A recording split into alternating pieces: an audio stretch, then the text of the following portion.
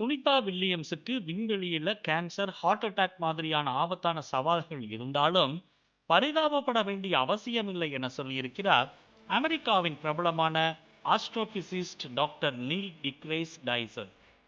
யார் இவர்? அவர் என்ன சொன்னார்? இந்த செய்தியில பார்க்கலாம்.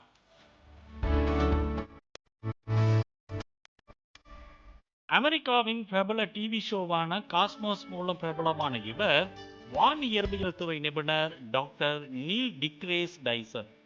வானியல் பற்றி மர்மமாக இருந்த பல பிரச்சனைகளை எளிதில் புரியும் வகையில் விளக்கும் திறன் கொண்டவர்தான் நீல்.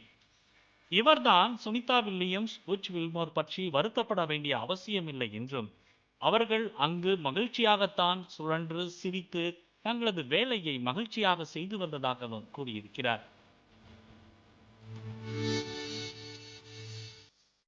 8 நாள் என சொல்லி 9 மாதங்களான போதும் அவர்கள் தேவையான ஆடைகளை எடுத்து சென்றிருக்க மாட்டார்களே தவிர மற்ற எதற்கும் தயாராகத்தான் சென்றிருப்பார்கள் என கூறியிருக்கிறார்.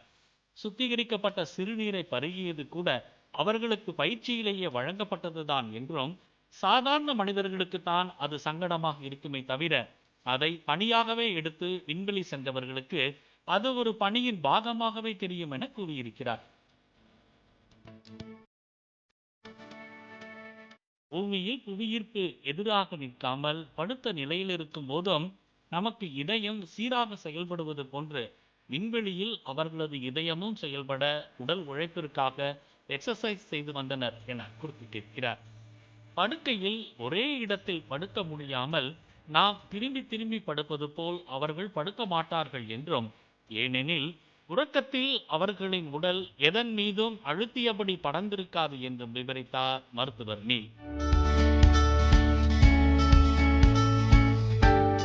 காதுகளின் உள்ளடுக்குகளான வெஸ்டிபுலர் அமைப்புக்குள் உள்ள திரவம் மனிதர்களின் பேலன்ஸை உறுதி செய்யும். இது அவர்கள் கீழே விழப்போவதை உணரும் வகையில் செயல்படும். நீண்ட நாட்களாக அந்த திரவத்துக்கு அவர்களுக்கு விண்வெளியில் வேலை இல்லாமல் போனதால் அவர்கள் புவிக்கு வந்ததும் நிதானம் தவறும் என்றும் குறிப்பிட்டிருக்கிறார் டாக்டர் நீல். அவர்கள் பூமிக்கு திரும்பியதும் கண்ணாடி கிளாஸை கையில் கொடுத்தால் இடி நழுவி அதை கீழே விட வாய்ப்புள்ளது என்றும், அவர்களது சதையும் பிடிமானமும் வலுவிழந்திருக்க கூடும் என்பதால் பிளாஸ்டிக் கப்பை கொடுப்பதே நல்லது என்றும் கூறியிருக்கிறார். உடல் அளவிலும் மனதளவிலும் தயாராக இருப்பவர்களைத்தான் ஆஸ்ட்ரானட் என்ற விண்வெளி வீரராக நாசா தேர்ந்தெடுக்கும் என்றும், அவர்களே அதற்கு தயாராக இருக்கும்போது அவர்களை நினைத்து வருந்துவது தேவையற்றது என தான் தனிப்பட்ட முறையில் கருதுவதாக கூறியிருக்கிறார். வகுப்பறைகளில் வைத்திருக்கும் மாதிரி உலக உருண்டைக்கு மேலே 2 நாணயங்களை ஒன்றன் மேல் ஒன்றாக அடுக்கி வைத்தால் எவ்வளவு தடிமன் வருமோ அவ்வளவு தூரத்தில் தான் விண்வெளி என்று சுட்டிக்காட்டினார் டாக்டர் நீல்.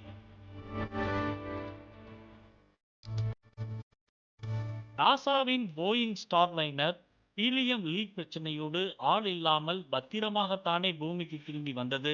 வீரர்களை வைத்து ரிஸ்க் எடுக்க வேண்டாம் என நினைத்திருந்தாலும் அமெரிக்காவில் 10 நாசா மையங்கள் இருந்தும் ஒன்றில் கூடவா கேரேஜில் மற்றொரு ஸ்பேர் ராக்கெட் தயாராக வைத்திருக்கவில்லை?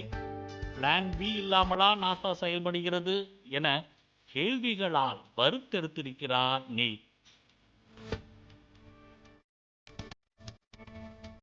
நாசாவின் பட்ஜெட்டில் மிக மிக சிறியதொரு ஒதுக்கீட்டை வைத்துக் கொண்டு எந்த நாட்டு விண்கலமும் இதுவரை களம் இறங்காத நிலவின் தென் துருவத்துக்கு இந்தியா சென்றது மிகப்பெரிய சாதனை என்றும் நீல் பாராட்டினார்.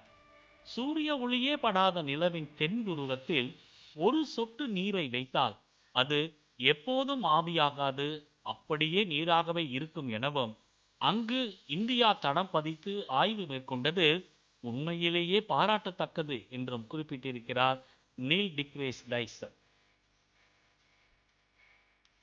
பிளே ஸ்டோர் மற்றும் ஆப் ஸ்டோரில் இருந்து பாலிமர் செயலியை QR கோடு மூலம் பதிவிறக்கம் செய்யுங்கள். செய்திகளை உடனுக்குடன் பெறுங்கள்.